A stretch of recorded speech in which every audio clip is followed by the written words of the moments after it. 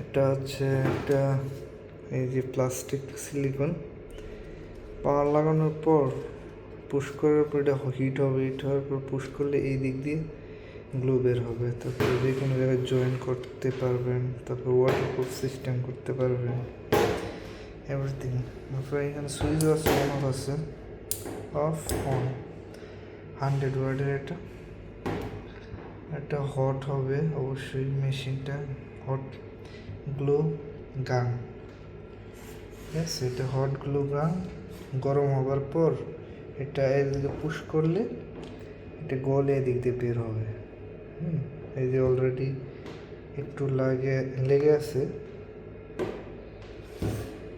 তো এটা দিয়ে আমরা এইরকম কাজ করে থাকি। এটা কিন্তু 3 পিন সিস্টেম, এই যে 3 পিন সিস্টেম, দারুণ একটা জিনিস। ছেলে সবাই এগুলো কিনতে পারেন, বাড়ির কাজের জন্য বিভিন্ন কাজে আসে, ভালো একটা জিনিস।